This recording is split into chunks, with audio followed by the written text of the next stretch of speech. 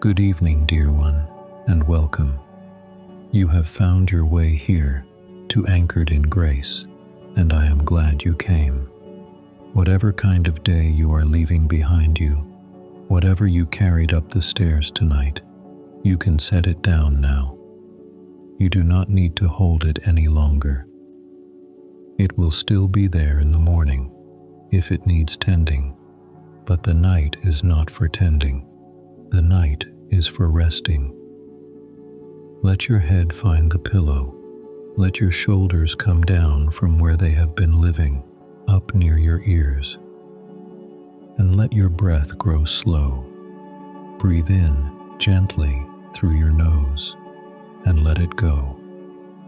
Breathe in once more, unhurried, and release. There is nothing you have to do now. Nowhere you have to be. No one you have to be, either.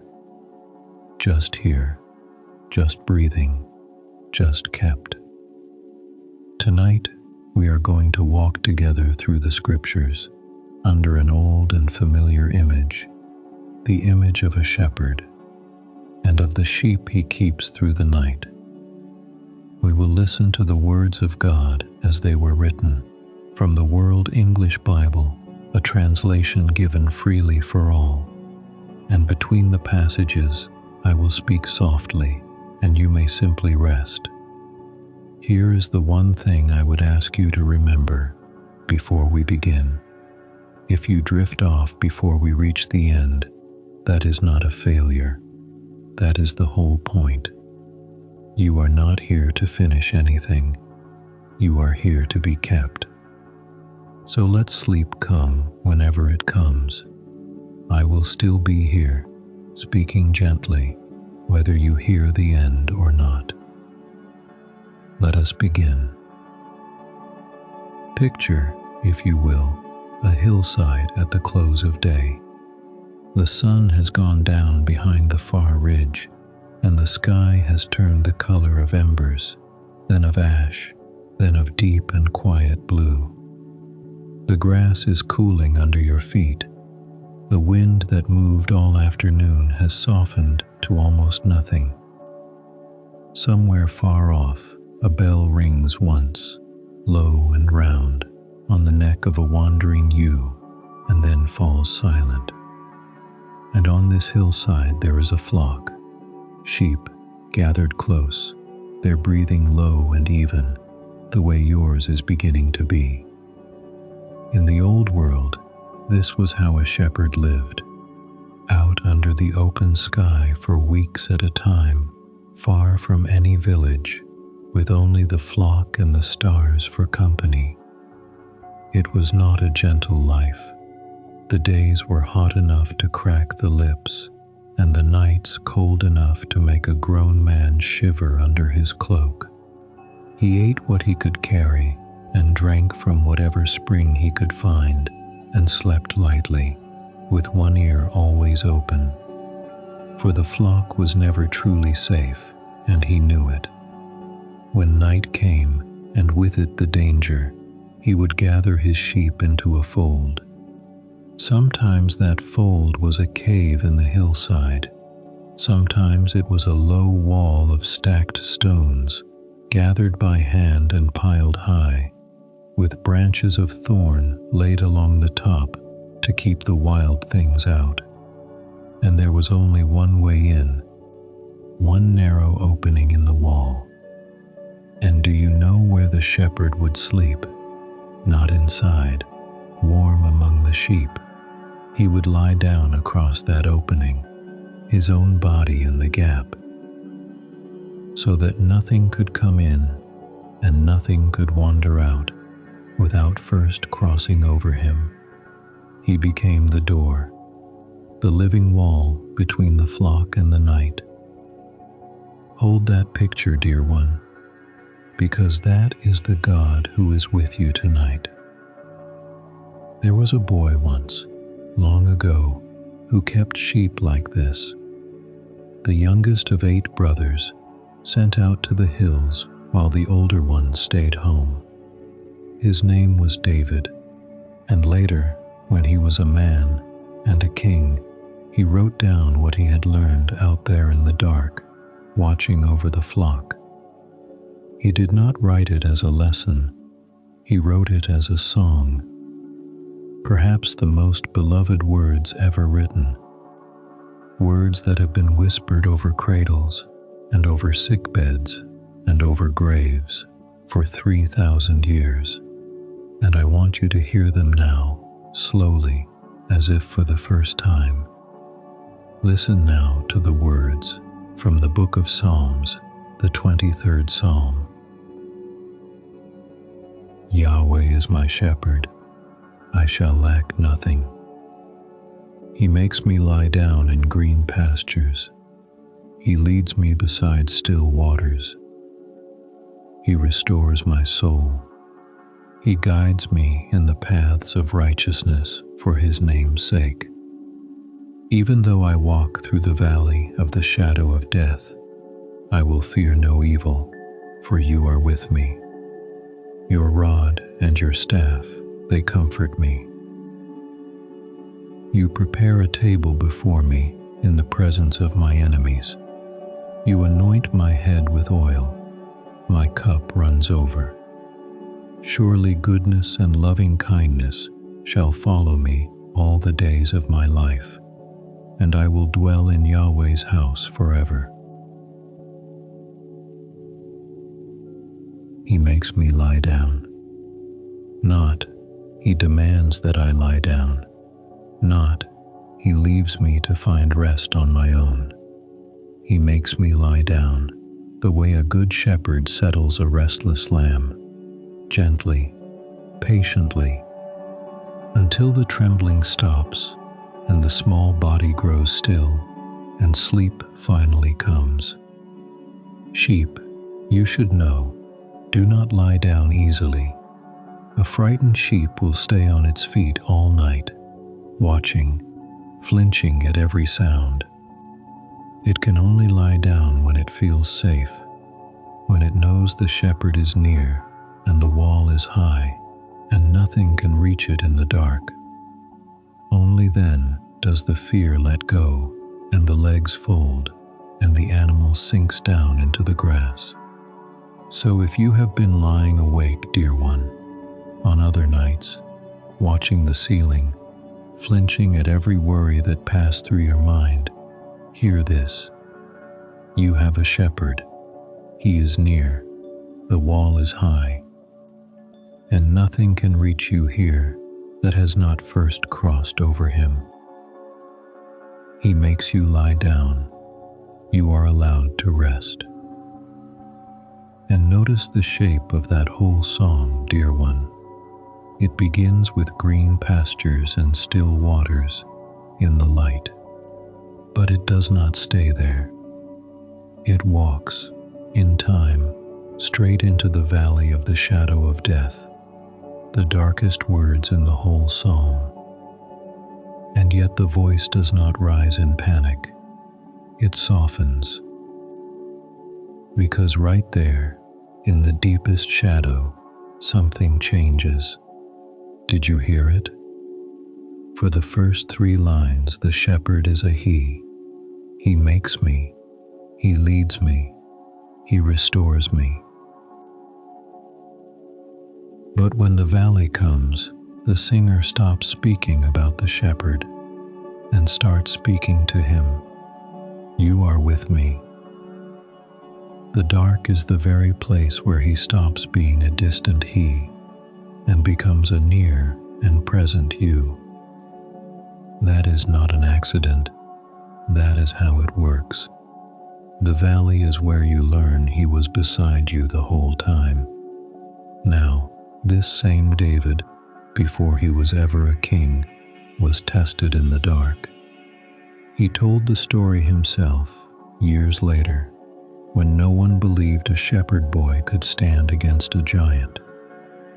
And to prove that he had learned courage on the hillside, he spoke of the nights when the wild animals came.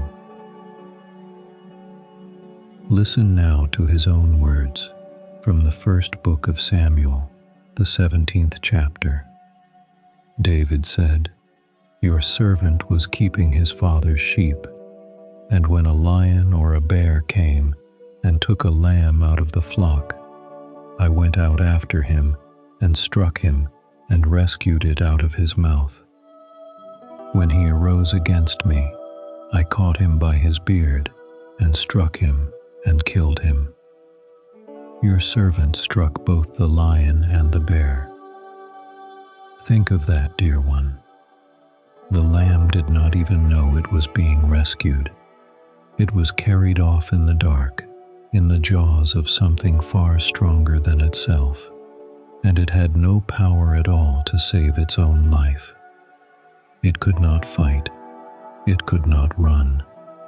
It could only be found and reached for and pulled back out of the mouth of the thing that had taken it. And the shepherd went after it, not because the lamb had earned it, not because it was the strongest or the finest of the flock. He went after it because it was his. That was reason enough.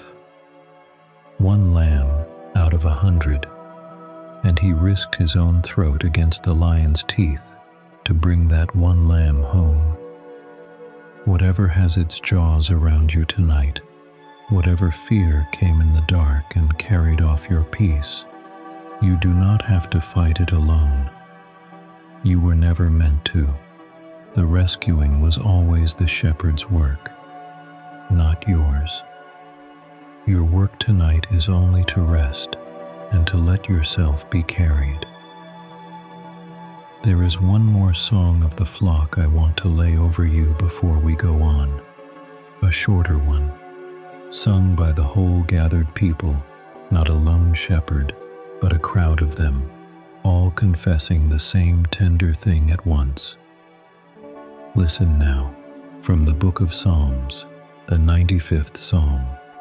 Let us kneel before Yahweh our Maker, for He is our God. We are the people of His pasture, and the sheep in His care. The sheep in His care. Not the sheep who take care of themselves. Not the sheep who keep their own watch and mend their own wall and fight their own lions. The sheep in His care, cared for, tended, kept. It is the most restful thing a soul can confess, dear one. I am not the keeper here. I am the kept. You have carried so much for so long. You have been shepherd and sheep both, guarding everyone, guarding yourself, lying down last and rising first. But not tonight. Tonight, you get to be only the lamb, only the one in His care. Someone else is keeping the watch. Someone stronger, someone who does not tire. Feel how heavy your body has become against the bed. That heaviness is not weakness, it is trust. It is the sheep at last lying down. The sky over the fold is dark now and full of stars. The thorn wall stands. The shepherd lies across the only door. And you are inside, among the flock, breathing slow. Rest here a moment, dear one. We are not finished walking. There is more of God's word to hear, and other stories waiting in the dark. Stories of the ones who cried out, far from home, sure that no one could hear them, and of how wrong they were. But there is no hurry. Let your breath stay slow, and when you are ready, we will go on, deeper into the night, and deeper into peace. Part 2, The One Who Hears. Welcome back, dear one. If your eyes have closed already, let them stay closed. There is nothing here you need to see, only listen. Let us take a slow breath together before we go on. In, through the nose, filling you gently, and out, longer than you took it in, letting the shoulders fall. One more.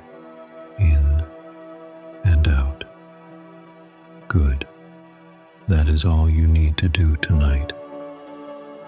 We left the flock resting under the stars, safe behind the wall, and now the night carries us somewhere else, away from the green hills, out to a harder place, the wilderness, a stretch of pale sand and thin shrubs, where the sun burns by day and the wind turns cold by night, and water is very hard to find.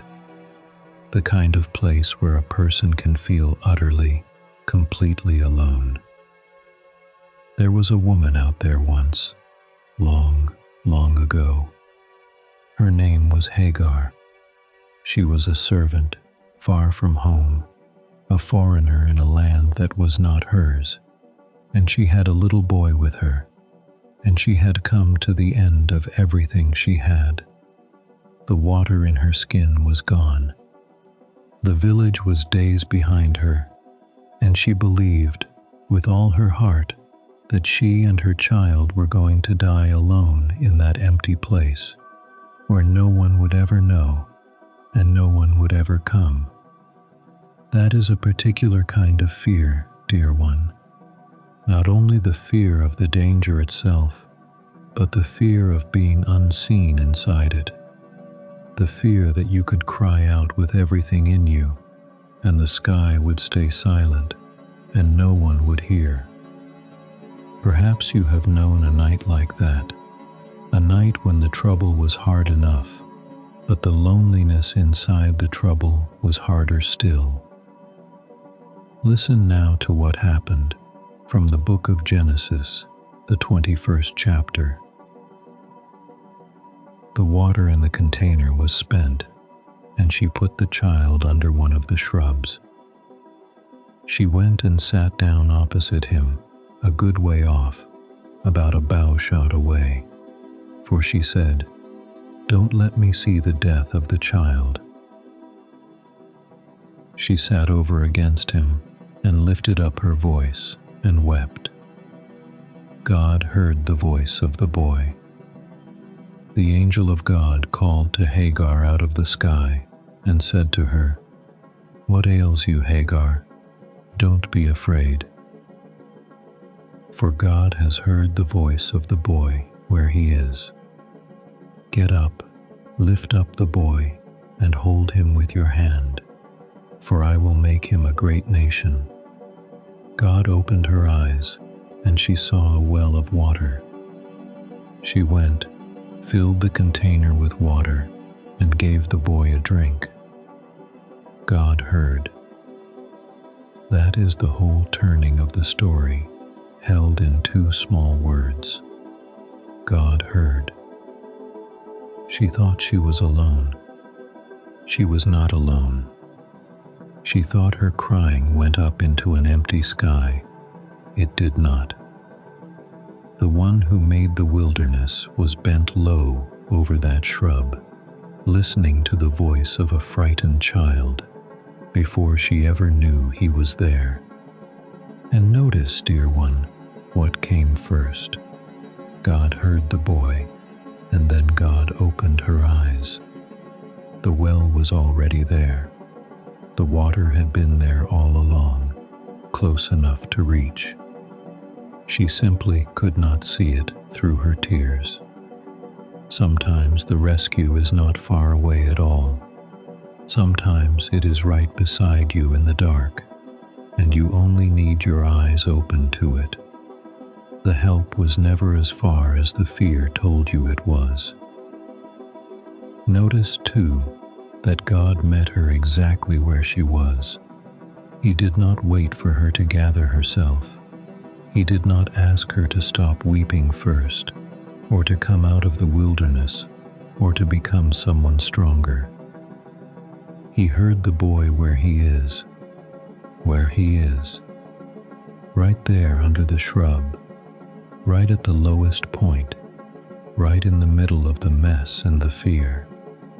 That is the only place God ever meets anyone, not where we wish we were, where we actually are. Later, in that same wilderness tradition, Another shepherd king would sing about this very thing, David again, who knew what it was to cry out in the night. Listen now, from the book of Psalms, the 34th Psalm. Yahweh's eyes are toward the righteous, his ears listen to their cry. The righteous cry, and Yahweh hears, and delivers them out of all their troubles. Yahweh is near to those who have a broken heart, and saves those who have a crushed spirit. His ears listen to their cry. Not, he hears if the words are polished. Not, he listens only when we are strong, and calm, and sure. The cry he bends down to hear is the cry of the broken heart, the crushed spirit, the voice that has run out of eloquence and can only weep. That is precisely the sound that reaches him fastest. So if all you have tonight is a wordless ache, dear one, if you could not pray a proper prayer if you tried, hear this and let it settle over you. He is near to the broken heart. You do not have to find the right words. You do not have to stop the tears first. The crying itself is heard. It always was. And your tears are not wasted on him either. Not one of them falls unnoticed. There is a line in another of David's songs that I have always found almost too tender to believe. Listen now, from the book of Psalms, the 56th Psalm. You count my wanderings. You put my tears into your container. Aren't they in your book? This I know, that God is for me. You put my tears into your container. Think of what that means, dear one. The tears you thought disappeared into a pillow, unseen, uncounted, wasted. He gathers them. He keeps them. He holds them as though they were precious. The very same skin that held water for Hagar in the wilderness, God holds for your tears. Nothing you have wept has been lost. Nothing has fallen to the ground and vanished. It has all been seen and gathered and kept. And then that small, steadying phrase at the end, this I know, that God is for me, not against me, not disappointed in me, not far off, weighing whether I am worth the trouble. For me, on my side, in my corner. Let that be the pillow under your thoughts tonight. God is for me. Hagar gave a name to God after that night in the wilderness. She called him El Roi. It means the God who sees me. The God who sees, not the God far off, watching the world from a distance. The God who saw one servant woman in one forgotten corner of one desert and heard one child crying and came. She was the first person in all the scriptures to give God a name, not a king, not a priest, a runaway servant alone at the end of her strength. And the name she gave him was not the God who is mighty or the God who is holy, though he is both. The name she reached for out of her own rescue was simply this: You are the God who sees me. He sees you too. In this room, on this pillow, at this hour. You are not a stranger to him. You are not unseen. You are not too small, or too far, or too late. The same eyes that found Hagar in the wilderness are turned toward you now, with the same tenderness and the same steady care. And because he hears, dear one, you are allowed to hand it over. all of it, the whole weight you have been carrying up to this bed for so many nights. There is an invitation written long after Hagar by a man named Peter, who had known his own share of fear on dark water. Listen now, from the first letter of Peter, the 5th chapter. Humble yourselves, therefore, under the mighty hand of God, that he may exalt you in due time, casting all your worries on him, because he cares for you. Casting all your worries on him, because he cares for you. Hear the reason underneath it, not cast your worries on him because you ought to, not because worry is a failure. Cast them on him because he cares for you, because they matter to him, because you matter to him. A worry only feels safe to put down when you know it is landing in hands that will actually hold it. And these are those hands, the same hands that reached into the lion's mouth for one lamb, the same hands that opened Hagar's eyes to the well. So picture it gently, whatever you have been gripping tonight, one worry at a time, set it into those hands. You do not have to solve it. You do not have to understand it. You only have to let go of it and trust that it is held now by someone stronger, someone awake, someone who cares. Let that be enough for now. You have been heard. You have been seen. Your tears have been counted and kept. Your worries have somewhere to go. The water is nearer than you thought. Let your breath go slow again, in and gently out. Feel the bed beneath you holding all your weight, the way the ground held Hagar when she finally lay down, her child breathing beside her, the water skin full, the fear finally quiet. We will rest here a while, and when we go on, dear one, we will climb to the high tower and stand inside the wall of protection and meet the one who keeps watch so that you never have to. But not yet. For now, only this. You are heard. You are seen. You are safe. Part 3. The One Who Keeps Watch, Danso. Here we are again, dear one, further into the night. Your body knows this quiet now. It has been growing heavier, breath by breath. Let it keep sinking. Take one more slow breath with me before we go on. In, softly, and out, all the way out. Nothing to hold, nothing to carry, only this. We have heard that God sees and that God hears. Now let us rest in what he does with what he hears. He keeps, he guards, he stands watch. Come back to that hillside once more, to the shepherd and his fold.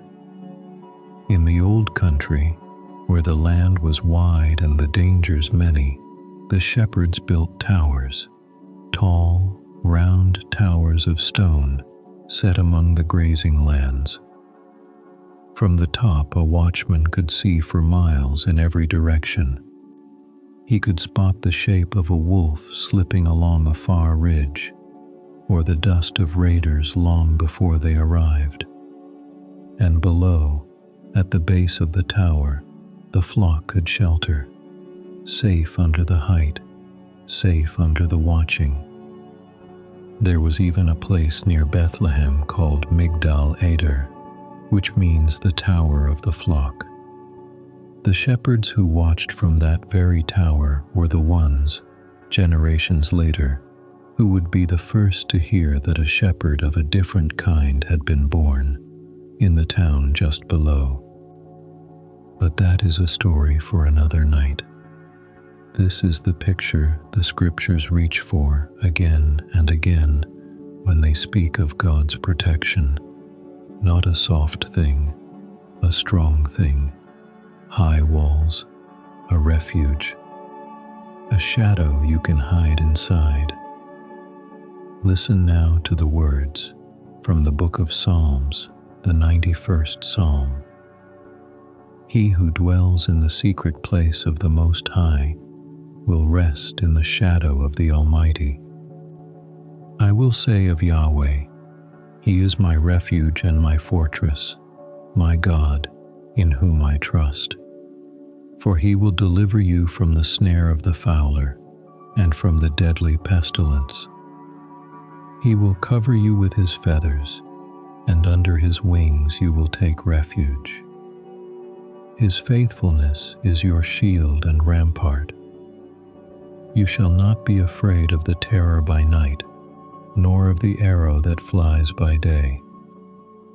For He will put His angels in charge of you, to guard you in all your ways. You shall not be afraid of the terror by night. The terror by night. The scriptures name it plainly, dear one, because they know. They know that fear has a special power after dark. The same worry that seemed manageable at noon can grow teeth at 2 in the morning. The mind, left alone in the quiet, goes looking for things to dread. The ancient poet knew this feeling as well as you do. And into that exact fear he speaks a promise. You shall not be afraid of it, not because the night holds no dangers, but because you are covered. Hear that image again. He will cover you with His feathers, and under His wings you will take refuge. It is the picture of a mother bird, gathering her small ones in against her body when the storm comes, spreading herself over them so that the cold and the wind strike her and not them. That is the shelter you are lying inside of tonight. Not a wall of stone only, something warmer, something living that has chosen to put itself between you and the dark. And there is one more line I want you to carry down into sleep. He will put His angels in charge of you, to guard you in all your ways. To guard you in all your ways. Even the way that leads through this night into tomorrow, even this. Now, the shepherd on the hillside had to fight sleep. He was only a man. His eyes grew heavy like yours are now. There were nights, surely, when the watch grew long and the head began to nod, when even the most faithful shepherd lost the battle and slept. But the one who keeps you does not, and there is a psalm that says so, sung by travelers as they walked the long road up to Jerusalem, a song for the journey, a song for the vulnerable, for people out in the open with a long way still to go. Listen now, from the book of Psalms, the 121st Psalm. I will lift up my eyes to the hills. Where does my help come from? My help comes from Yahweh, who made heaven and earth. He will not allow your foot to be moved. He who keeps you will not slumber. Behold, He who keeps Israel will neither slumber nor sleep.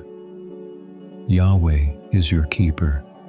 Yahweh is your shade on your right hand. The sun will not harm you by day, nor the moon by night. Yahweh will keep you from all evil. He will keep your soul. Yahweh will keep your going out and your coming in from this time forward and forevermore. He who keeps you will not slumber. Rest on that, dear one. Let it be the last thing you hold before you let go. There is no hour of this night when the watch is empty. There is no moment when he looks away. While you sleep, he is awake. While you rest, he is keeping. The whole reason you are allowed to close your eyes is that his never close.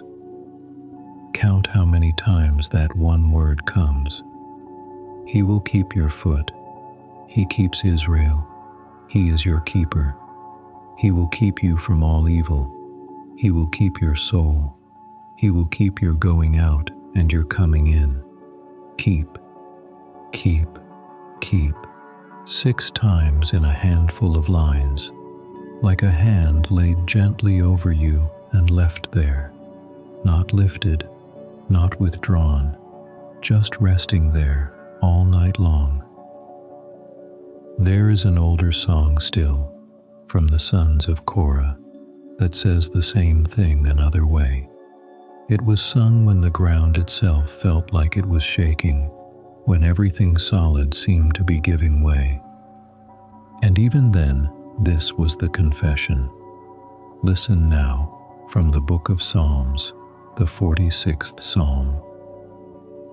God is our refuge and strength, a very present help in trouble. Therefore we won't be afraid, though the earth changes, though the mountains are shaken into the heart of the seas, though its waters roar and are troubled, though the mountains tremble with their swelling. Yahweh of armies is with us. The God of Jacob is our refuge, a very present help in trouble, not a distant help, not a help that has to be sent for and travels a long way and arrives too late. A very present help, already here, already close, nearer than the trouble itself. Though the earth changes, though the mountains fall into the sea, though everything you thought was solid gives way underneath you, even then, especially then, God is our refuge. Perhaps something in your own life has been shaking, dear one. Something you thought was solid, giving way. The psalm does not pretend the earth is not moving. It looks straight at the shaking and names it and says the refuge holds anyway. Your refuge is not the ground under your feet. It never was. Your refuge is the God who made the ground and stands outside its shaking, holding you steady while it moves. And to that shaken, frightened heart, God speaks a promise in the words of the prophet Isaiah, words spoken to a whole people who felt small and surrounded and afraid. Listen now, from the book of Isaiah, the 41st chapter. Don't you be afraid, for I am with you.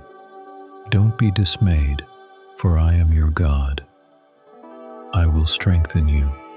Yes, I will help you. Yes, I will uphold you with the right hand of my righteousness. I will uphold you.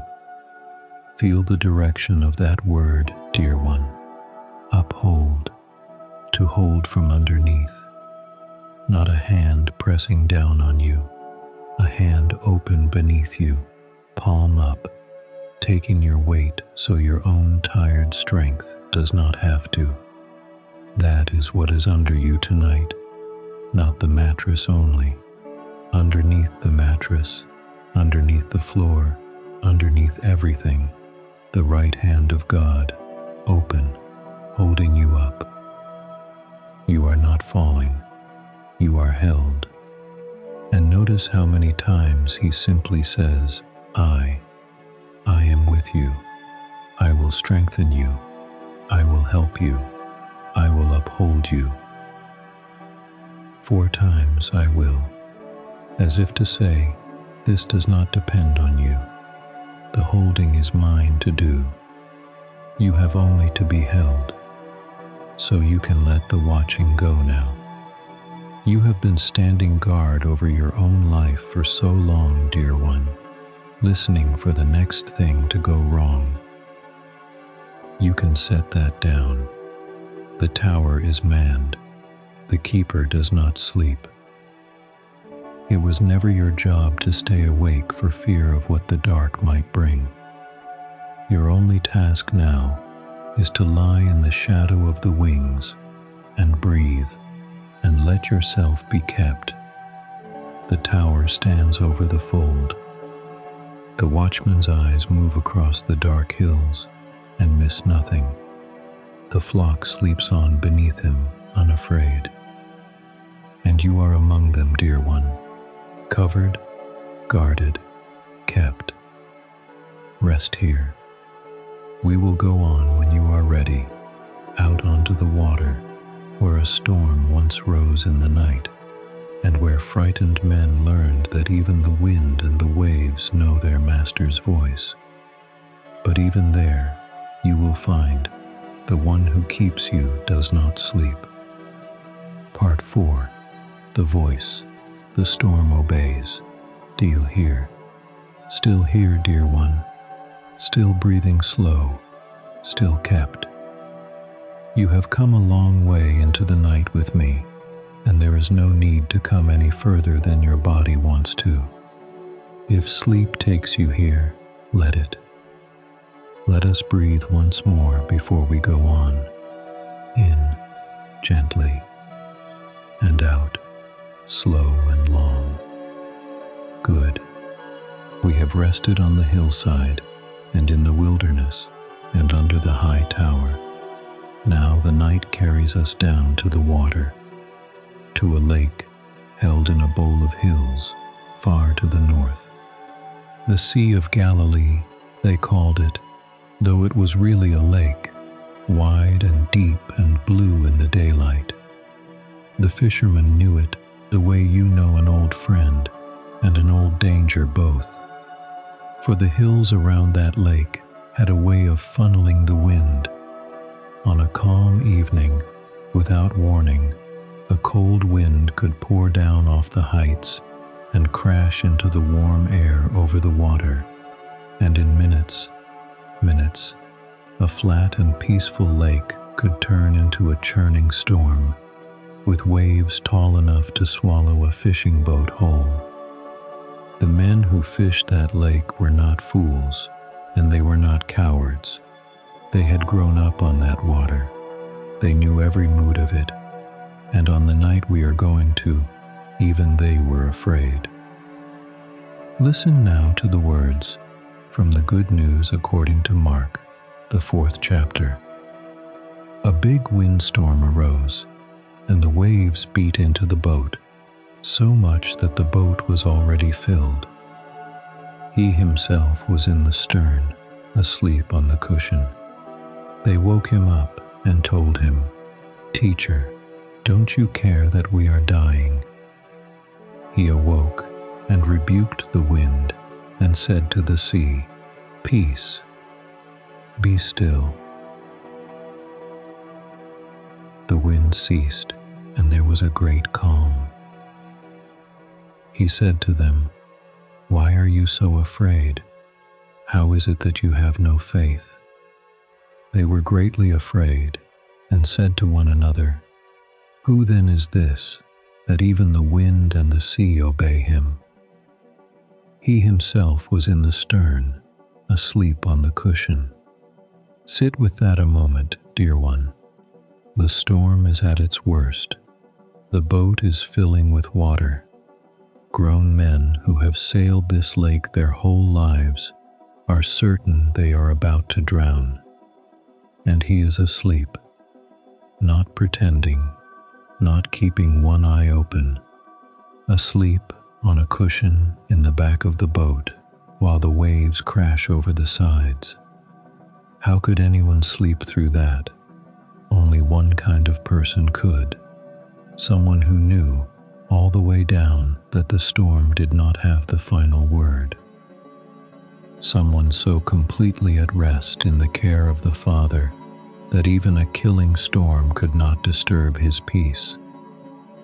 He slept in the storm, dear one, the way he is inviting you to sleep tonight, not because there is nothing to fear, but because the one who holds the wind is holding you.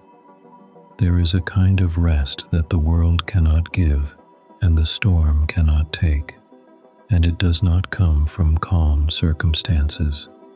It comes from a calm person near you in the same boat. The disciples had the storm outside the boat, but they also had the storm inside, the panic, the racing heart, the certainty that this was the end. And the strange truth is that the storm inside them was the more dangerous of the two, for the wind would have passed on its own in time. It was the fear that was drowning them. He stilled the sea for their eyes, but he stilled their souls with his presence, and that same presence is in this room. And notice what they said when they woke him. Don't you care that we are dying? Have you ever prayed that prayer? It does not sound like a prayer. It sounds like an accusation. Don't you care? Have you fallen asleep on me? Do you not see that I am going under? And here is the tender thing, dear one. He did not scold them for waking him rudely. He did not turn away from a prayer that came out as a complaint. He got up and he stilled the storm. Even a frightened, half-angry cry from a sinking heart is enough to reach him. He answers the prayer that barely qualifies as one. Then, 3 words: peace, be still. He did not strain. He did not fight the wind.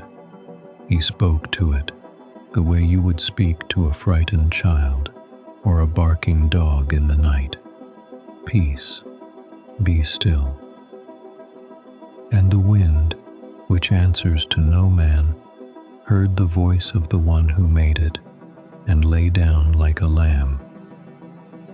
There was a great calm, the same voice that said, in the very beginning, let there be light. The same voice that set the boundaries of the sea and told the proud waves where to stop.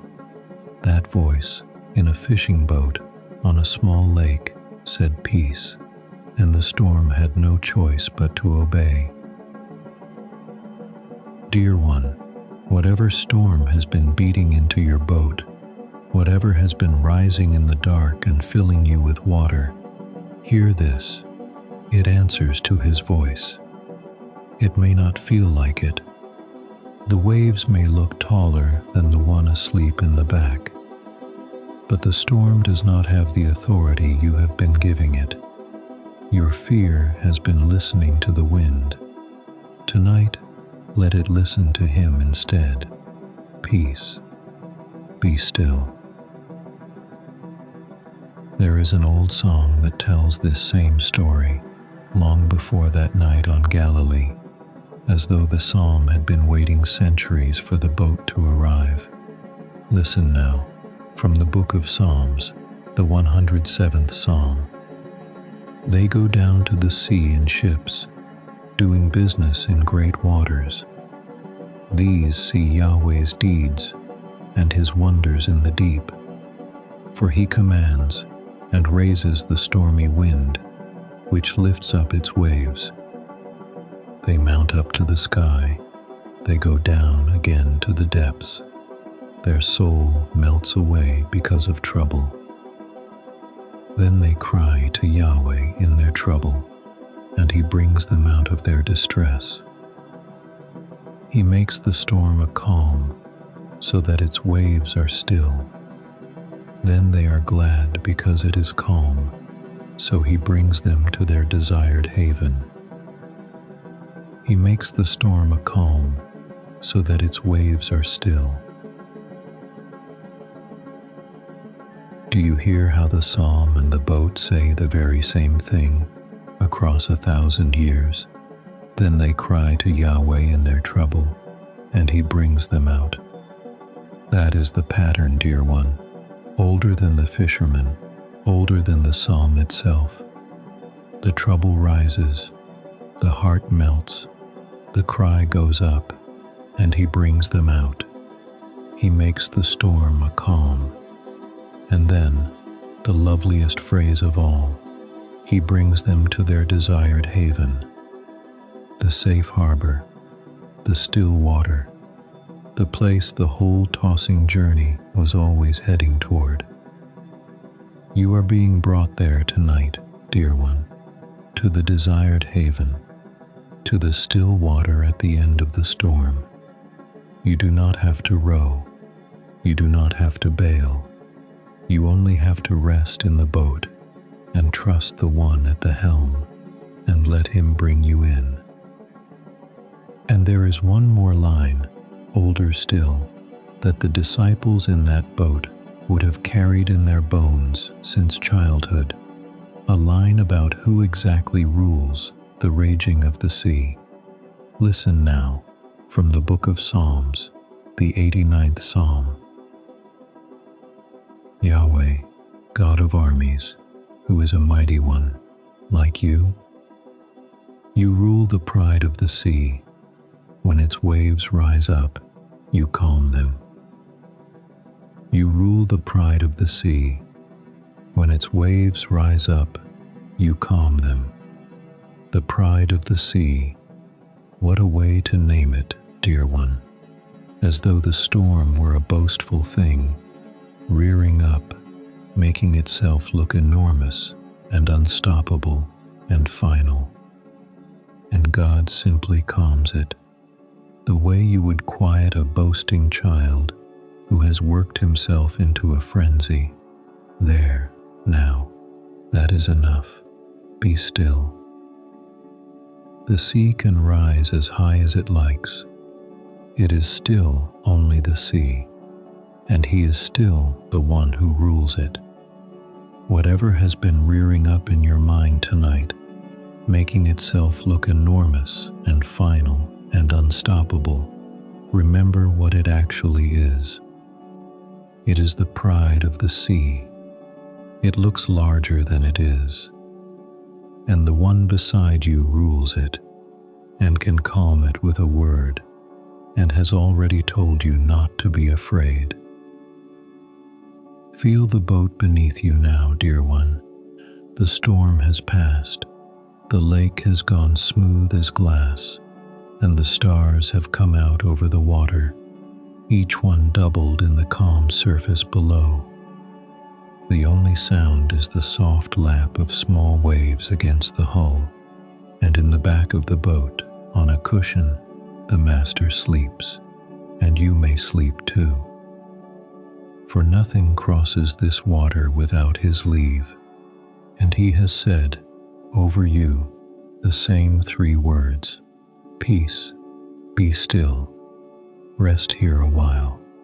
When we go on, dear one, we will leave the water and go to find a single sheep that wandered off and got lost.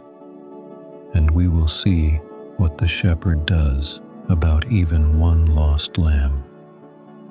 But not yet, for now, only the calm, only the still lake, only peace. Part 5. The one who comes looking, to out. We are far into the night now, dear one. The house is quiet around you. The world has gone to sleep, and you are almost there yourself. Let us not rush the last of the way. One slow breath together, in and out, softer than before. There is nothing left to do but rest. We have seen the shepherd guard the whole flock behind the wall. Now I want you to see what he does about just one sheep out of 100 that wandered off and got lost in the dark. Because you may be lying here tonight feeling like that one, not part of the safe, sleeping flock, but the one that strayed, the one that got lost, the one perhaps that wonders whether it would even be missed. Listen then to what Jesus said about that very one. Listen now to the words from the Good News according to Luke, the 15th chapter. Which of you men, if you had 100 sheep and lost one of them, wouldn't leave the 99 in the wilderness and go after the one that was lost until he found it? When he has found it, he carries it on his shoulders, rejoicing. When he comes home, he calls together his friends and his neighbors, saying to them, "Rejoice with me, for I have found my sheep which was lost." Go after the one that was lost until he found it. Until. Hold on to that small word, dear one. Until he found it. Not, he looks for a while and gives up. Not, he searches until it grows dark and inconvenient and then turns back. Until he found it, however far, however long, however deep into the night. The searching does not stop until the lost one is found. That is not the effort of a hired man counting his hours. That is the heart of an owner who cannot rest while even one of his own is out in the dark. And think of what the lost sheep contributed to its own rescue. Nothing. It did not find its way back. It did not even call out, most likely, for a lost sheep, frightened and tangled in the brush, often falls silent and simply freezes. It was found, purely found. The whole of the rescue belonged to the shepherd. The sheep only had to be carried home. And how does he bring it back? Does he drive it ahead of him, scolding, making it walk the long miles home on its own tired legs as punishment for wandering? No, he carries it on his shoulders. He lifts the whole weight of it up across the back of his neck, the way shepherds have always carried a weak or weary lamb, its legs held gently in his hands, its head resting against him, and he walks the long way home carrying it every step. And he does it rejoicing, not sighing, not resentful, rejoicing, glad all the way home that the lost one is found. Dear one, if you have felt lost, if you have wandered far from where you meant to be, if some part of you has been bracing for the scolding you are sure you deserve, hear this instead. He is not coming to scold you. He is coming to carry you, and he is glad to do it. The lost sheep is not a burden to him. The lost sheep is his joy. And notice, dear one, that the shepherd does not wait at home for the sheep to come back on its own. He does not stand at the edge of the field, calling, hoping. He leaves the 99 and he goes out into the wilderness, out into the dark and the cold, out to wherever the lost one has gotten to. The distance you have wandered is not too far for him to walk. The place you are lost in is not too dark for him to enter. He comes all the way out to where you actually are, and he does not come back without you. The prophets knew this tenderness long before the parable was ever told. There is a passage in Isaiah, a picture of God as the shepherd of his whole people, and it holds one of the gentlest images in all the scriptures. Listen now from the book of Isaiah, the 40th chapter. He will feed his flock like a shepherd. He will gather the lambs in his arm and carry them in his bosom. He will gently lead those who have their young. He will gather the lambs in his arm and carry them in his bosom. The bosom, dear one, not slung over the shoulder like cargo, carried against the chest, close to the heart, the way you would carry a sleeping child you did not want to wake. And he will gently lead those who have their young. Gently. He knows which of his flock are tired. He knows which ones are moving slowly, carrying more than they can bear. And he does not drive them. He slows his own pace to theirs. He leads gently. However heavy your days have been, however slowly you have been moving through them, he has been matching his steps to yours the whole time. There is one more, dear one, and it may be the tenderest of all. For God once saw shepherds who fed only themselves and let the flock scatter, and he said, in effect, "Then I will do it myself." Listen now from the book of Ezekiel, the 34th chapter.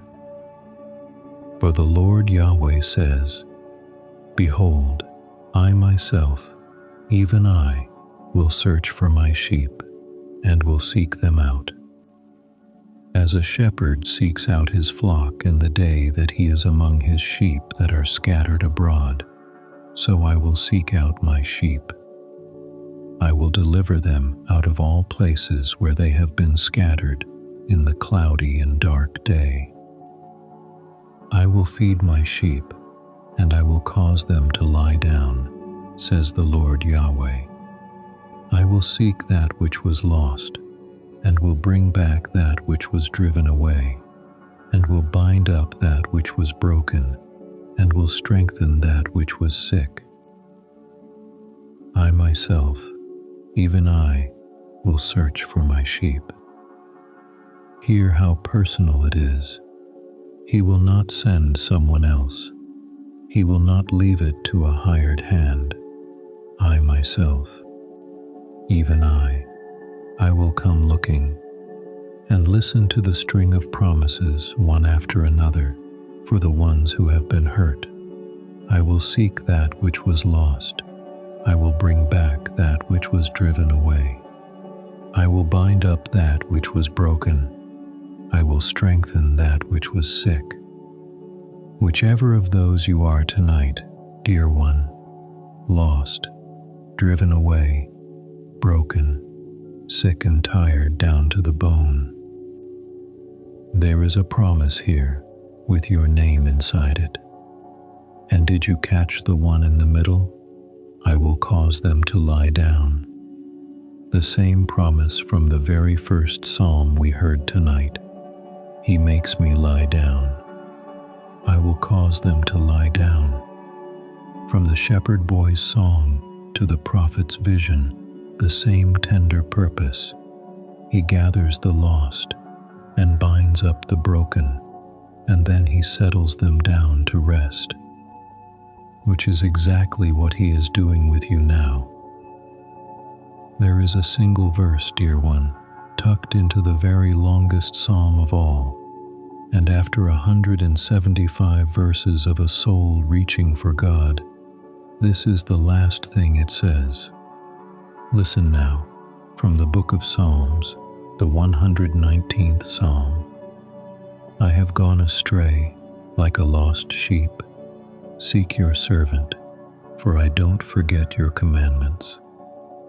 I have gone astray like a lost sheep. Seek your servant. Think of where that sits, dear one, at the very end of the longest song in the whole book. After every high resolve, every promise to walk rightly, every declaration of love for God's ways, the singer arrives at the last, at the simplest and truest confession of all. I have wandered. Come and find me. That is a prayer you can pray tonight, if you have no other. Just those 3 words. Seek your servant. And you can pray it knowing it is already answered. For before the psalm ever asked to be sought, The shepherd was already out looking. The asking and the finding were never far apart. So let yourself be found, dear one. You do not have to find your own way back. You never could. Let yourself be lifted. Let yourself be carried against his chest, close to his heart, your weight fully in his arms, your tired legs held gently in his hands. You are not lost anymore. You have been found, and he is carrying you home, rejoicing. Rest here. There is only a little further to go. One last part, where we return to the fold, and the shepherd lies down across the door, and the night grows deep and still, and you finally, fully sleep. But not yet, for now, only this. You are carried. You are his. You are almost home. Part 6. The Door of the Fold. Here we are, dear one, at the last of the night. You have come all this way, through the hills and the wilderness, past the tower, across the water, and home again. And now there is nowhere left to go but down into sleep. So let everything slow now. Your breath, your thoughts, the whole quiet weight of you against the bed. Breathe in one last gentle time and let it go. Good. There is nothing left to do, nothing left to hold, only to be kept as you drift off. Do you remember, at the very beginning of the night, the picture we started with? The fold on the hillside, the low wall of stone with the thorns laid along the top, the single narrow opening, and the shepherd who did not sleep warm among the sheep, but lay down across the doorway, his own body in the gap, so that nothing could come in and nothing could wander out without first crossing over him. He became the door. We have come all the way around the night, dear one, back to that same door, because Jesus said something about it. He took that very picture, the one every shepherd's child would have known, and he said, "That is me. I am the door. I am the good shepherd who lies in the gap." Listen now, one last time, to the words from the Good News according to John, the 10th chapter. The sheep listen to his voice. He calls his own sheep by name and leads them out. Whenever he brings out his own sheep, he goes before them, and the sheep follow him, for they know his voice. I am the good shepherd. The good shepherd lays down his life for the sheep. I am the good shepherd. I know my own, and I'm known by my own. My sheep hear my voice, and I know them, and they follow me. I give eternal life to them. They will never perish, and no one will snatch them out of my hand. He calls his own sheep by name. By name, dear one, not by number, not as a flock, a crowd, a herd of interchangeable things, by name. In the old sheepfolds, several flocks might shelter together through the night, all mixed in the one enclosure.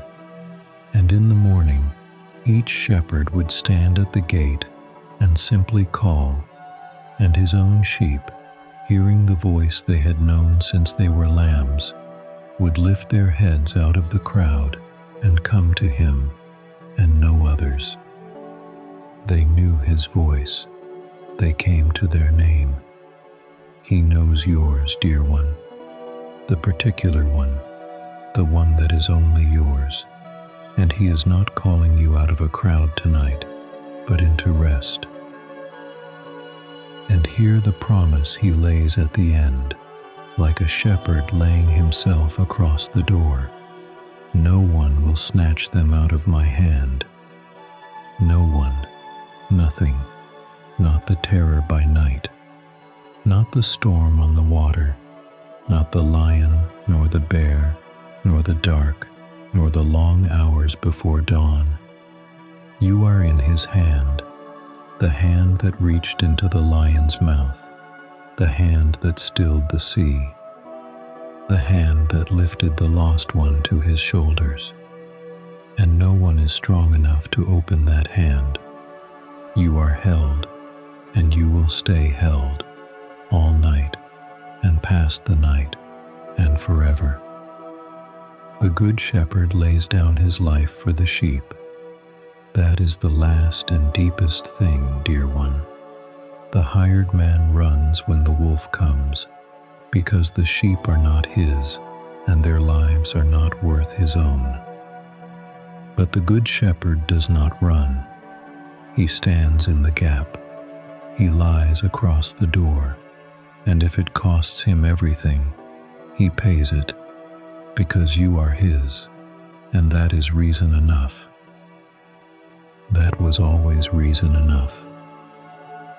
So rest now, dear one, truly rest. The fold is dark and warm around you. The wall is high, and the thorns are set. The stars are out, thick and quiet, over the sleeping flock.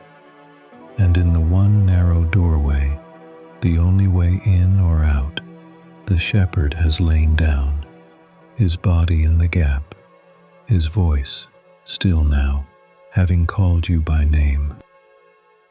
Nothing crosses that door without crossing him first, and nothing ever will. There is one last word for you to fall asleep on, but before it, hear one more. A gift the shepherd left his own the night before he laid down his life for them. Listen now, from the Good News according to John, the 14th chapter. Peace I leave with you, my peace I give to you. Not as the world gives, give I to you. Don't let your heart be troubled, neither let it be fearful. My peace I give to you, not as the world gives. The world's peace comes and goes with circumstances, dear one. It lasts only as long as nothing goes wrong. But his peace is a different kind. It is given, not earned. It is his own peace, handed to you, the same steady calm that let him sleep in the stern of a sinking boat. Don't let your heart be troubled, not a scolding, a gift with your name on it, peace to lie down inside of. And now the last word, dear one. It is how the Shepherd King himself ended one of his night songs 3,000 years ago, and it is as good a thing to sleep on as has ever been written. Listen now, from the book of Psalms, the 4th Psalm. In peace I will both lay myself down and sleep, for you, Yahweh alone, make me live in safety. In peace I will both lay myself down and sleep. Not, I will lie down and worry. Not, I will lie down and keep one eye on the door. In peace I will lie down and sleep. For you alone, Yahweh, make me live in safety. You alone, not my own watchfulness, not my own strength, not anything I have to hold together through the dark. You alone. The safety was never mine to keep. It was always his to give. And he has given it. So close your eyes now, dear one, if they are not already closed, and let go. You have been heard all through this night. You have been seen. You have been kept and covered and carried and called by name. There is nothing more you need to do. There never was. Good night, dear one. Sleep now, deep and long and unafraid. And may the peace of God, which is deeper than all our understanding, guard your heart and your mind, and hold you gently through the dark until the morning comes. Good night. You are safe. You are His.